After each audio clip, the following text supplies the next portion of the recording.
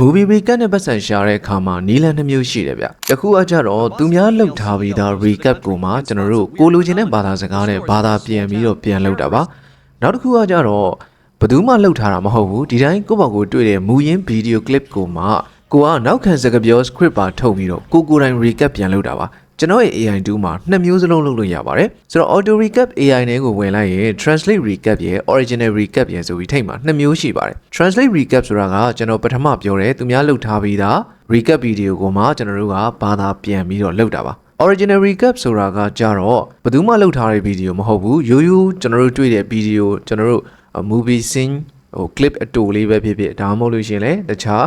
crafting လုပ်ထားတဲ့ video တွေပဲဖြစ်ဖြစ်စသဖြင့်ပေါ့နော် street food video တွေပဲဖြစ်ဖြစ်အဲ့လို video တွေကိုကိုယ်တိုင်နောက်ခံစကားပြောနဲ့ recap ပြန်လုပ်တာပါအဲ့တော့ကျွန်တော်ဒီ video မှာနှစ်ခုဘာတွေကွာလဲဘာတွေလုပ်လို့ရတာလဲဆိုတော့ရှင်းပြပေးပါမယ်ဆိုတော့အရင်ဆုံး translate recap ကကြတော့ကျွန်တော်ခုနပြောတဲ့အတိုင်းပဲသူများလုပ်ထားပြီးသား recap ကိုမှပြန်လုပ်မှာပေါ့နော်ဆိုတော့ကျွန်တော်15မိနစ်ဝန်းကျင်ကြာတဲ့ recap လုပ်ထားပြီးသား video တွေဘက်ကိုထည့်ထားတယ်အဲ့ကောင်ကိုကျွန်တော်တို့က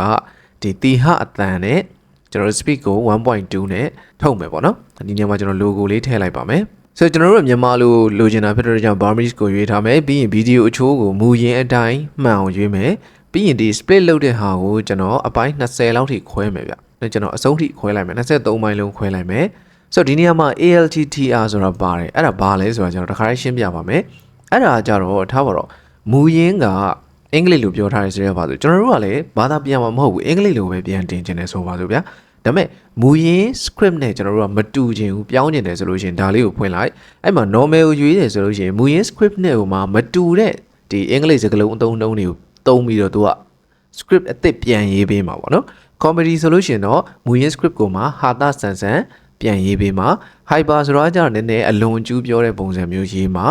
formal ဆိုတာကတော့ယဉ်ကျေးတဲ့အသုံးနှုန်းနဲ့ slang ဆိုတာကကြတော့ဒီ Gen Z slang တွေဖြစ်တဲ့ no cap တို့နော်cook တို့စသဖြင့်ဒီလို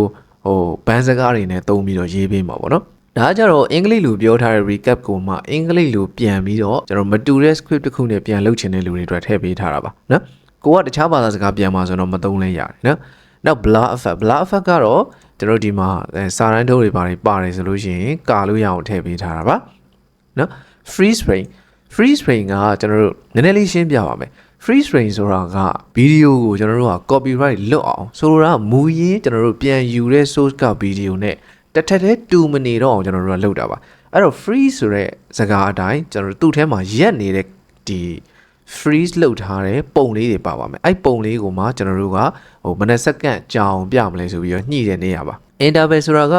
ဘယ်နှစက္ကန့်ခြားတစ်ခါပုံပြမယ်ဆိုတော့ရွေးတာပါ duration ဆိုတာကအဲ့ပြမဲ့ပုံကိုဘယ်လောက်ကြာအောင်ပြမလဲဆိုတော့ရွေးတာပါ zoom power ဆိုတာကြတော့အဲ့ဒီပြမဲ့ပုံကိုမှ zoom ဘယ်နှစဆွဲမလဲဆိုတာလေးကိုကျွန်တော်ရွေးတာပါ zoom ကဘာလို့ထည့်လဲဆိုတော့ပုံအငြိမ်ကြီးကိုဒီတိုင်းဖြတ်ခနဲ့အငြိမ်ကြီးပြလိုက်လို့ရှိရင်ကြည့်လို့မကောင်းဘူးအဲ့တော့ zoom လေးနည်းနည်းထည့်လို့ရှိရင်လှုပ်ရှားမှုတွေနည်းနည်းပါတော့ကြည့်လို့ကောင်းတယ်လေအဲ့ဒါပါပဲဆိုတော့ဒါ copyright လွတ်အောင်လုပ်တာပါဆိုတော့ဒီနေရာမှာ copyright လွတ်တယ်ဆိုတဲ့နေရာမှာတော်တော်များများကတော့ဒီလိုသုံးယုံနဲ့လွတ်တယ်ဗျာဒါပေမဲ့တချို့ copyright ကျန်းတဲ့နော်ရုပ်ရှင်တွေနော် documentary တွေဆိုလို့ရှိရင်တော့မိလာနိုင်တာမျိုးရှိပါတယ်ဒါကတော့ကျွန်တော်တို့အတက်နိုင်ဆုံးလုပ်ထားတာဖြစ်တဲ့အတွက်ကြောင့်အကုန်လုံးလုတ်သမျှအကုန် copyright လွတ်မယ်လို့တော့အာမခံလို့မရဘူးဒါပေမဲ့အာမခံလို့ရတော့ရှိရလုတ်သမျှအကုန်လွတ်ချင်ရင်တော့ interval 2 second နဲ့ duration 5 second လောက်ထားကြည့်ကျင်းတွေဘက်ကိုလွတ်ပါတယ်ဒါပေမဲ့ဗီဒီယိုကကြည့်လို့ကောင်းတော့မှာမဟုတ်ဘူးဘာလို့လဲဆိုတော့2 second ခြားတစ်ခါပုံတစ်ပုံလာမယ်လာတဲ့ပုံကိုလည်း5 second ကြာအောင်ပြမှာဖြစ်တဲ့အတွက်ကြောင့်ကြည့်လို့မကောင်းတော့ဖြစ်သွားမယ်ဒါပေမဲ့ copyright ကတော့ကျင်းတွေလွတ်သွားမယ်ဒီသဘောရှိတယ်ပေါ့နော်ဆိုတော့interval 3 duration 3လောက်တော့ထားပါနော် okay ဒါတွေအကုန်ရွေးပြီးပြီဆိုလို့ရှိရင်ကျွန်တော်တို့ဒီမှာ auto recap ကိုစလိုက်ပါမယ်ဆိုတော့ဒီဘက်ကနော်ရုပ်ရှင်ကို recap လုပ်တဲ့အပိုင်းလေးလုပ်ထားတော့မှကျွန်တော်ဒီဘက်မှာ original recap ကိုပါတစ်ခါတိုင်းစမ်းပြပါမယ် original recap ဆိုတာကဘယ်လိုမျိုးထည့်ရလဲဆိုတော့ကျွန်တော်ဗီဒီယိုလေးနမူနာပြမယ်ဒီမှာဆိုရင်ဒီဗီဒီယိုကကျွန်တော်တို့သွားနှုတ်နေတဲ့ဗီဒီယိုပေါ့နော်သေရီလင်္ကာမှာလို့ပြောတာပဲနော်သွားနှုတ်နေတာဒီတိုင်းလမ်းဘေးမှာပဲပလာယာနဲ့ဆွဲနှုတ်နေတာပေါ့အဲ့လိုဗီဒီယိုမျိုး तू ကဘာမှrecap မဟုတ်ဘူးနောက်ခံစကားပြောထားတာမရှိဘူးဒီတိုင်းဗီဒီယို clip အတူလေးပဲအဲ့ဒါအောင်မှကိုကနောက်ခံစကားပြောနဲ့ကိုဗီဒီယိုပြန်လုပ်ချင်တယ်ဆိုလို့ရှိရင်ကျွန်တော်ဒီ original recap မှာလုပ်လို့ရပါတယ်နော်ဆိုတော့ဒီမှာကျွန်တော်ဒီမှာ blur မလို့တော့ကျွန်တော် blur ပိတ်ထားမယ်ပြီးတော့ဒီမှာမြန်မာလိုရွေးမယ်ပြီးတော့ဒီမှာကျွန်တော်တို့ဟာတာနည်းနည်းဆန်အောင်လုပ်မှာဖြစ်တဲ့ကြောင့် ALTTR ကိုဖွင့်ပြီးတော့ကျွန်တော်တို့ comedy နဲ့ရွေးလိုက်မယ်နော် ပြီးရင်အတန်ကိုတော့ကျွန်တော်တီဟအတန်ပဲယူမယ်နော်ပြီးပြီဆိုလို့ရှိရင် freeze frame ဘာညာကတော့ထည့်ချင်လဲရမထည့်ချင်လဲရဒီဟာလေးကတော့မလိုဘူးဗျဗီဒီယိုအတူလေးဖြစ်နေတော့လေအဲ့တော့ကျွန်တော်မထည့်တော့ဘူးမထည့်ဘဲနဲ့ဒီမှာဒီကောင်လေးနဲ့ကျွန်တော်တို့လုပ်လိုက်ပါမယ်ဒီဟာဗီဒီယိုလေးကတူတော့ကျွန်တော် split တော့လုပ်စရာမလိုတော့ဘူးเนาะအဲ့တော့ကျွန်တော်ဒီကောင်လေးဒီမှာစမ်းလိုက်ပါမယ်အဲ့တော့ကျွန်တော်တို့ဒီလောက်ဆိုတော့နားလည်သွားမယ်ထင်ပါတယ် translate recap ဆိုတာကကျွန်တော်တို့ကိုထဲမဲ့မူရင်းဗီဒီယိုက recap လုပ်ထားပြီးသားဖြစ်ရမယ်နောက်ကစကားပြောနဲ့ပြောထားတဲ့ဗီဒီယိုဖြစ်ရမယ်ဒါမှ translate recap မှာလုပ်လို့ရမယ်အဲ့လိုမဟုတ်ဘူးနောက်ကစကားပြောထားတာမပေါ့ဒီတိုင်း movie clip အတူလေးဖြစ်ရင်ဖြစ်ဒါမှမဟုတ်လို့ရှိရင်လည်းကျွန်တော်ခုနကပြတဲ့ဟာလား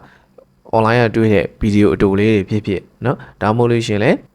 ကျွန်တော်တို့ portrait ဟို drama တွေလေတရုတ် drama တွေရှိရလေအဲ့လို drama တရုတ်ဆောင်ထားတဲ့ဟာပေါ့နော်နောက်ခံစကားပြောမပေါ့မူရင်းဖြစ်နေရဆိုလို့ရှိရင်ဒီ original recap ထဲမှာထည့်ပြီးလုပ်လို့ရတယ်နော်ဒါအဲ့နှစ်ခုကွာတာပါနော်အဓိကတော့ original recap ဆိုတာကြတော့သူများရဲ့ recap လုပ်ထားပြီးသားဟာကိုပြန်မသုံးတော့ဘဲနဲ့ကိုယ်တိုင် recap လုပ်လိုက်တဲ့သဘောပါပဲနော်အဲ့တော့ဒီနှစ်ခုကွာတာလေးကိုသိဖို့လိုပါတယ် okay ဆိုတော့ဒီမှာဆိုလို့ရှိရင်ဒါ original recap ဘက်မှာသူလုပ်နေတဲ့အပိုင်းပေါ့နော်ဒီမှာကြတော့ခုနကကျွန်တော်တို့translate recap ဘက်မှာအလုပ်လုပ်နေတဲ့အပိုင်းပေါ့ okay ဒီဘက်မှာဆိုလို့ရှိရင်ကျွန်တော်တို့ရဲ့ original recap လေးပြီးသွားပါပြီဘယ်လိုလာလဲနည်းနည်းဖွင့်ကြည့်အောင်ကြီးကသူ့သွားနာတာကိုမခံနိုင်တော့လို့ဒီဆရာဝန်စီပြေးလာရရှာတယ်ဆရာဝန်ကတော့ဘာမှမဖြစ်တယ်လို့နဲ့သူ့ရဲ့ကျွမ်းကျင်မှုတွေကိုစပြီးပြသတော့တာပေါ့သွားကိုညှက်နဲ့ဆွဲညှက်လိုက်တာလူကြီးမျက်နှာကနာကျင်မှုတွေနဲ့အသေးရစရာကောင်းအောင်ဖြစ်သွားတာပဲဆိုတော့ဒါကတော့ကျွန်တော်တို့ recap ကတော့အတူလေးဖြစ်တဲ့အတွက်ကြောင့်ဒီတိုင်းရိုးရိုးလေးပါပဲเนาะဒီနေရာမှာကျွန်တော်တို့ဟို documentary clip အတူလေးတွေdocumentary ဆိုတာထားပါတော့ပင်လေဖြန်ကြီးဘယ်လိုနေတယ်ဘာညာရိုက်ထားတဲ့ဟာတွေရှိရလေဒါမှမဟုတ်လို့ရှိရင်ဝေလာငါးတွေကဘာဖြစ်တဲ့ညာဖြစ်တယ်ပေါ့ဆိုတော့အဲ့လိုဟာတွေထည့်သုံးလို့ရတယ်ကျွန်တော်ခုနပြောတဲ့ portrait drama တွေထည့်လို့ရတယ်အများကြီးပါပဲเนาะ